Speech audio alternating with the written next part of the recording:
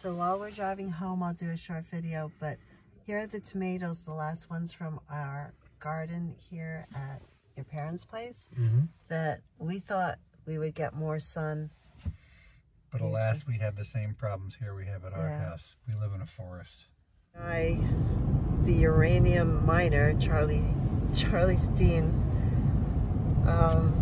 did make his money mining uranium. 60 million. Oh, 60 million. Back in 1958-9. Okay. Which is like, so that's $500 million today. So. Yeah. Well, he had set out with his family, his wife, and apparently 3 kids, right? Yeah. 3 kids. Yeah. And they lived in the Canyonlands where we camped out, like the lower Canyonlands. Yeah, before it was a national park, it was just wide open rangeland. Yeah, and they were looking for uranium in the most uncommon places. He was, at least. So he kind of lived out there and did the laundry in the river. The muddy green river. Yep. Yeah. And he felt people looked down at him on how he was living and laughed, because he was a prospector, but he was looking in places that they said uranium would not be found in. Let's call it unconventional. Unconventional, okay. So he did that for 3 years, and then one time he had a truckload of what he thought was ore. Yeah, he thought it was useless ore. He thought it was gonna be like just dumped. So he stops at a gas station, and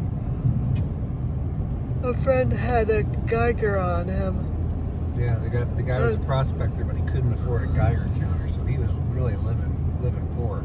Yeah, kept his boots for 3 years, but so anyways, the guy came over with a Geiger, and it was like going crazy, and he was like, "You're not joking, you're not teasing me, are you?" The guy was like, "No." Yeah. So anyway, he struck home with the uranium. Struck the mother lode. And he then took his wife and kids and built a house high up in Moab, Utah. Overlooking Moab, exactly. He felt he was going to look down on all the people that had been looking down on him. Yeah, looking down on him and his family for 3 years. So they do that, and that house today is a restaurant, and we were able to go up there. Sunset Grill, is it? It's called the Sunset Grill in Moab, Utah. Yeah. And we ate there. It was beautiful, beautiful sight. Like, you really do look down on the town. We were up there at night, and it was all lit up. The town was lit up.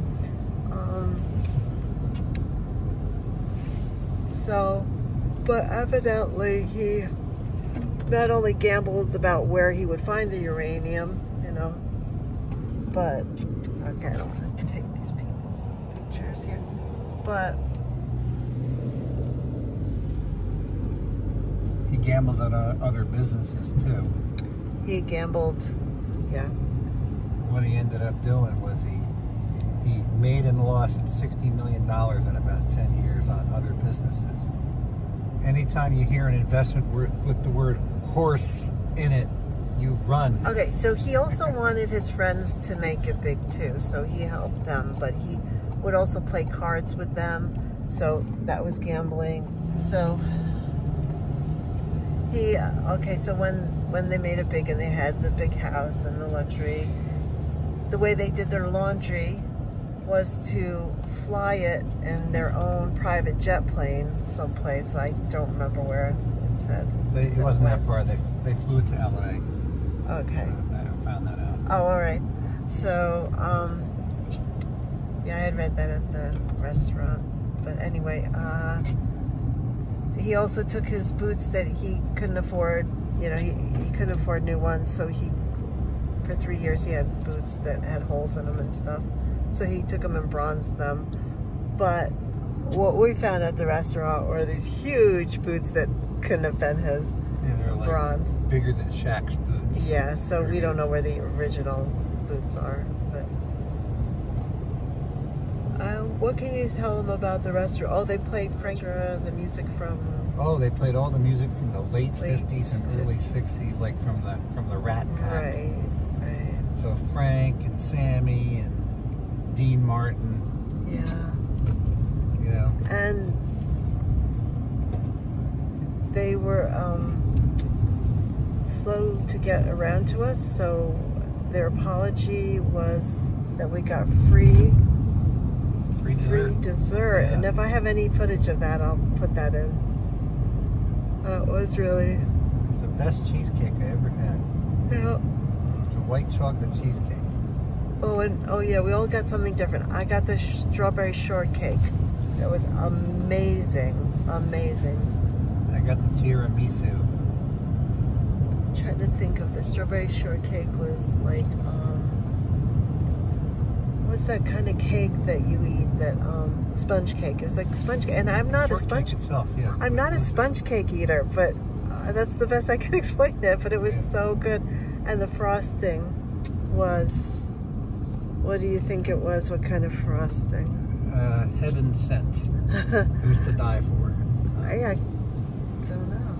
I think it was just like a creme fraiche, Yeah. which is like a low sugar whipped cream. It was really, some whipped cream is so icky sweet you don't like it. This was like fresh cream. This would have made anyone happy. You know, I really mean, yeah, even people who love the sticky sweet, sugary type, they would have been pleased with this. Are we missing a dessert? Well, Oh, the yes, kids. Sage had the creme brulee. Yeah. So, it was great. What did Nina have? She had Oh, the cheesecake, the chocolate cheesecake. white chocolate cheesecake. Oh, yeah. Amazing. So, and they're huge portions, and we pretty much closed the restaurant down because we were served last, so they didn't kick us out. Well, some people were still floating around, like, you know, walking around, looking at the place. It was one man's vision of a luxury home, and it really was quite luxurious. Yeah. Welcome to the autumn here. The swamp trees are all changing first. Swamp maples, swamp oaks. That was the trash control kick. So, Charlie Steen had one really good card game going where he thought he was going to win, his friend thought he was going to win, so Charlie kept upping the stakes. Right. In the end, he won, and I don't understand card games, so but it was like this huge win. Not even about the win. It was how 3 10s. Okay. And Charlie was showing 2 aces. Okay. Yeah, the other unexpected. guy had 1 10 in the hole, and Charlie had 1 ace in the hole, and on the last card flip, he got another ace, so he had 4 aces. Okay, so that was a big win. So Charlie took that and he had it memorialized with a big picture. Painting, yeah. Painting, which is filming. Okay. So, oh, look at these geese. I mean, turkeys. Turkeys everywhere, wow. Turkeys. Were those vultures? Those are turkeys. Those are turkeys, okay. You might see 2 or 3 vultures. You never see 12 turkeys. Or you never see 12 vultures. You see 12 turkeys. Yeah, so that's the Charlie Steen. Oh, wait, we didn't finish. Like, when he lost his money, they did move from Moab, Utah to Colorado to be near family. But he's still known as Utah's biggest billionaire. They called him a billionaire. Well, he was, at one point, he was the richest man in Utah. Yeah, so they'll always remember him like that. I'm proud of him. He was also the only individual American who was ever allowed to refine uranium from its raw state to, I don't know if it was reactor grade or weapons grade, but he was the only guy who was granted a permit by the Atomic Energy Commission at that point to refine it. Which made him a rather unique fellow. didn't he give money to start up churches or anything Oh, like yeah, that? Yeah. He gave $250,000 to start the hospital in town. Right. And So then full gave money for a philanthropist. church. Mm-hmm. So he was a very philanthropic guy. So, a neat guy.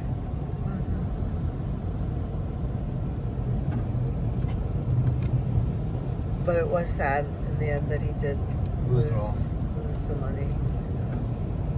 Happens when you don't have it to begin with and then get a windfall and you don't know what to do with all that money, how to invest it properly,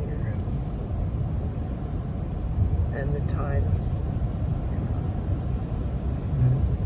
But for a number of years, they did live luxuriously. Yeah, because Canyonland living after 2 nights, we had it because of, well, we had neighbors to blame though. Just a tad rustic. It was very rustic. When we walked around during the day, it was like just us. Where did we go? To Zeus? We went to the Moses and Zeus formations. Yeah, which I don't have any footage of. If the kids send me something or you send me something, because half the time I was just on survival mode. I didn't care about my iPhone. I did not care other than to have it on me for to call for help.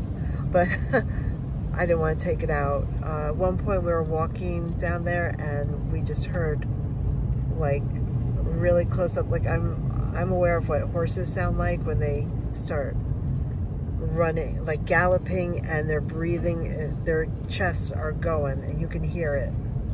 Well, that's what we heard, and then I saw a glimpse of deer or something. Mule deer, yeah. Mule deer, and it looked like they were just going to trample us. Yeah, but we're used to whitetails here. We got them all over the place. I mean, you could hear their chests going, and so, but evidently they were, we were like on the path kind of, that was down below this field that they shot across to. So, you know, we saw seconds of them. By the time we walked the path, they were gone. But that, you know, that did scare me. And you want to see if any llamas are because up? you couldn't really get out of the path. You were down below, like it had been really rainy before we had gone. We were down in a dry wash. Yeah. And they were up above us. Right. In the brows. But I saw them soon enough. I saw the faces and just looked like they were headed straight for us. Could be. I didn't know the lay of the land. They were bigger than around here. So yeah, we did many kind of a walk down there because we turned around a lot sooner than the kids. We sent them ahead, and then you got to worry about the kids, you know. It's like just having like left our tents and gotten to the Jeep Wrangler thing, and going that far took a lot of driving. Like we almost thought we had to get out so that my husband could drive it down one slippery slope. It was rough. Don't go unless you have really good confidence in your driving. You have four-wheel gear, drive. four-wheel drive. You have to have something with locking transfer case and locking differentials. Yeah. Oh, here comes Oh, they got there's that big bull out there. See him? He's a big one. Well, I barely got him on. I don't even think I could because he was behind the fence. Anyway, yeah, this goes on either side. Yeah, I just I won't be able to get them. Yeah, they don't have as much llamas as they used to have. Now it's like livestock. So we have a daughter that actually drove down behind us, down the Canyonland, where it scares grown men to do, to drive there. How did you feel about driving it? I was confident in driving. I was just really her. Yeah, she was behind us. We didn't have anything that was bigger than a Wrangler. And then it wasn't raining or anything like that.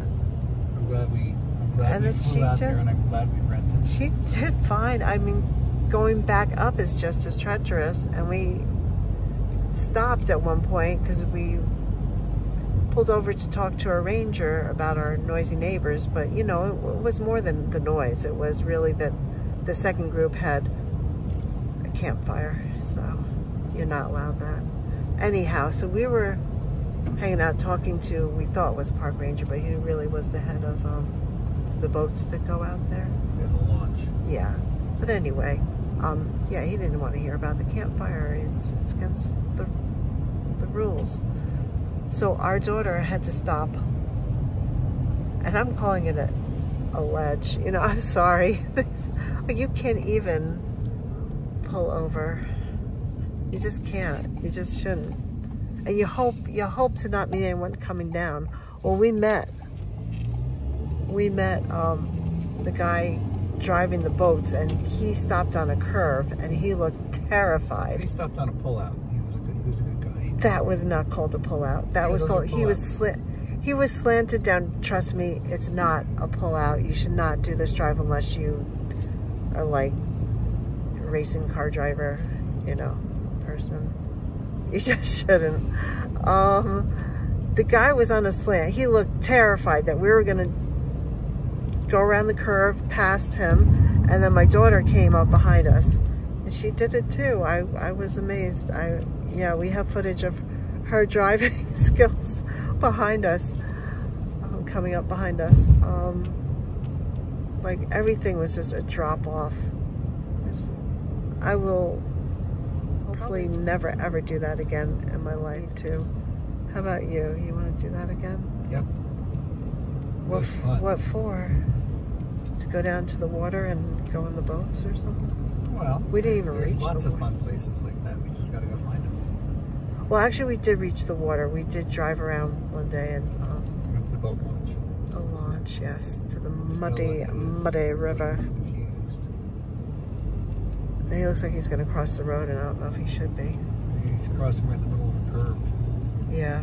I hope you enjoyed the story time, and I would return to the Canyonlands, just not ready for that drive down to the lowest canyons.